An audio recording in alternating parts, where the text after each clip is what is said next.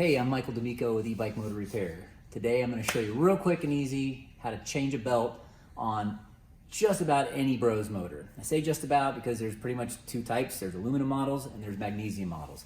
Aluminum models are aluminum color, magnesium models are black. But the principles are still exactly the same on both motors. The one I'm going to show you today, actually we already have a new belt in there, but when you take them apart, you'll instantly see they just kind of rat nest. But I don't have an example of a busted belt to show you for today's video. I just want to show you the sequence, procedures, things to watch out for, things to be careful for when doing your own belt swap. Okay, so this is one of the aluminum models, all right? And we're actually in the process of doing an upgrade on this where we're swapping out all the bearings and putting the heavy-duty sprags in it as well as an upgraded belt. But for example's sake, this motor will do just fine to illustrate how to swap out a belt. And again, this is basically the exact same procedure on the S-Mags as well. Okay, so first thing you want to do is you don't have to take off all these case bolts. There's primarily 4 case bolts here, and then there's 2 long ones here that hold the side cover on. So these 6 are all you'll have to worry about for extracting, all right? And also, this set screw. It's very important. One of the first steps you want to do is relieve the tension on this set screw, because that goes right inside the case, which we'll see here in a second, into the pulley tensioner, and that'll relieve that pressure on the belt. I've seen some customers leave this here, and they try to take off this case, and it'll bend that belt tensioner. So we want to relieve the pressure as step 1 off of that tensioner, which you'll see here in a second. And then remove these case bolts. Uh-oh.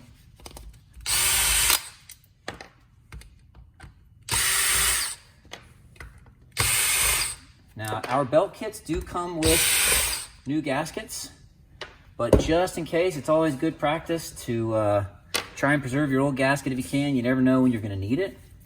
A lot of times these cases will just kind of separate pretty easily, just with your hands. It may need a little love. If it does need a little love, you can tap it on this little ridge here with a softer mallet. Just be careful, you know? You don't want to force anything too bad, and you know, sometimes if it ain't going, you know, double check you haven't missed one of your bolts. But they should kind of start sliding out pretty easily. May need a little assistance with a screwdriver or something, but at this stage, it's really smart to stop, take you to something flat, a razor blade will work just fine. Just go around and make sure that that gasket's separated from both the case and the case cover all the way around before you commit to pulling it all the way off. And that should help you preserve your old gasket in case you need it. You never know. So here's the inside. Let's just pretend this is a busted belt, even though it's a brand new one. A lot of times you'll see, you know, black crud all just shoved in here, kind of like a little rat's nest. And that's indeed a busted belt. But look, here's that tensioner I told you about, and there's the set screw, and it pushes and takes that tension, puts the tension in the belt. So that's why we relieve that first, so that this doesn't bend when we separate the case off of the motor. So next step is you'll just want to take that tensioner pulley, just slip it right out.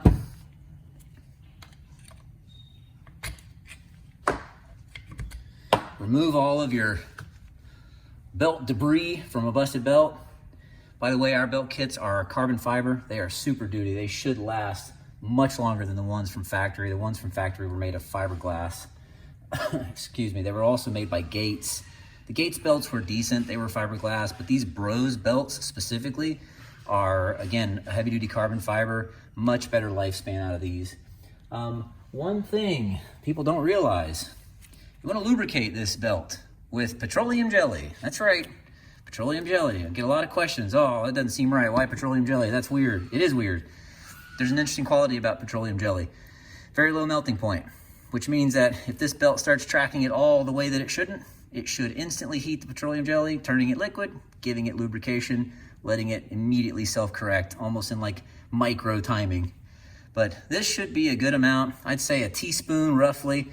The book specs a liberal amount of petroleum jelly, so I just don't think you can mess this one up, to be quite frank. but coat the inside and the outside with a good coat of petroleum jelly, just like that. Slide it in place.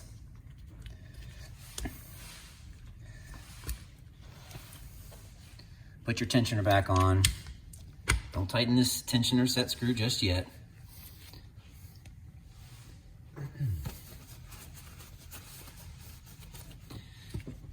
And then, oh, one other step I forgot to mention here, but it's okay at this point. So a lot of the motors came with a seal that rubs along inside this edge of the side cover. And when you remove the side cover, go ahead and pull that seal off before putting the side case cover back on, because this thing actually needs to be installed from the outside to slip into its little rim there properly. So yeah, forgive me, but it's still not too late. Anyway, pull that seal if your motor came equipped with one before putting the side case back on. Sometimes this needs a little love. Sometimes you can take the front spindle here and just give it a little nudge forward. Also inspect some of the middle-aged and newer models had a little rubber O-ring down in there. Make sure it didn't fall out when you take your side case off. It's not the end of the world if it does. And also, if yours didn't come equipped with it and you buy a belt kit from us, it will come with it. Use it. It's just like a little sound deadener. It's a buffer. It kind of keeps the motor a little quieter. But again, it's not the end of the world if somehow that particular piece doesn't go in. It just sounds better. Anyway, this might need a little bit of love. Just kind of a gentle kind of rocking motion until it snaps into place like it just did. All right, and then what you can do, replace your case bolts.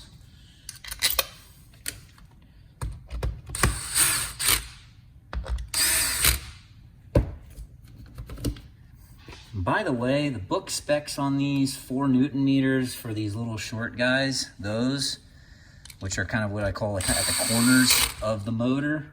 But let me tell you, we get a lot of motors in that are starting to separate, and these screws are always loose.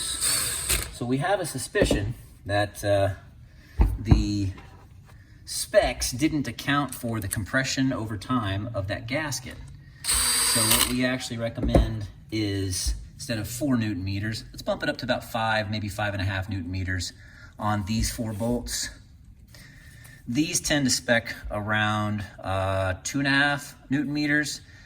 Same thing, we go up to about 3 Newton meters on these 2. You guys shouldn't have to mess with these. This side of the motor, this case pops off, that's all motherboard stuff there. You should never have to have any reason to be in this side of the motor. Excuse me. Anyway, 5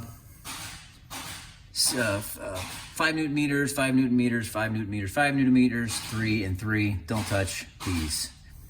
And the last little bit is this guy right here. These are incredibly sensitive torque wrenches. This is sensitive down to 1/4 of a Newton meter. Yes, that is the torque spec on this set screw right here. Okay, so you'll actually want to put a little bit of thread lock on that set screw. Keep it in place once it's set, and just tighten it in. And by the way, we sell these 1/4 Newton meter torque wrenches on the site as well. So you'll hear it just kind of break. And then something we do is take a wrench or something and put it on here and just kind of counter rotate just to take any other tension out of that belt, and then revisit the set screw one last time. Sometimes it'll get another, 1/5 of a turn or so. And now it's set. Now, back to this seal. If it's a new seal, definitely gonna wanna use a little tacky grease or slick honey, just a little bit of seal grease, okay? So this thing gets good and slippery in here. And the inside of this stays put on the sprocket carrier, or this is also part of the torque sensor. And then the outside of this seal slips as it turns inside this little rim of the case. A couple of things, you can do this with a screwdriver. Just be careful you don't booger the rubber too bad. We use a set of these tools for what are they called? I think these are used in front axles and things for cars, but a whole set of these cylinders. It's super handy to have them. But if you don't have them, you know, you can gently use a screwdriver to press this in. The key is this little lip needs to be recessed down inside of this this little flange on the case here. Really make sure that it's on there, and you can test it by just rotating it.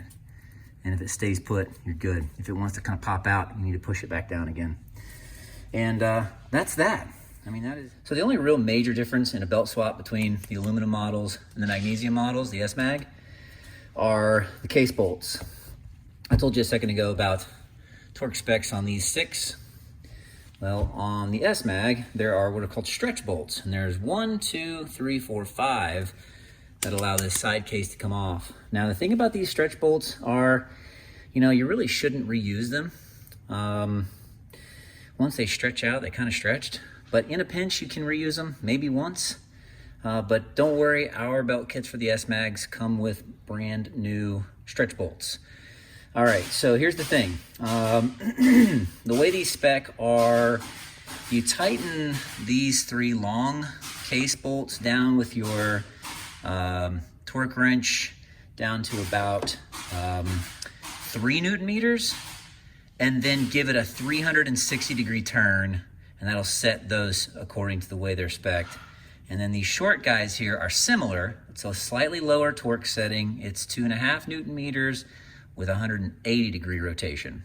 So that's the only major difference in a belt swap between these 2 units. Otherwise, they are identical. It's the same belt, just different bolts.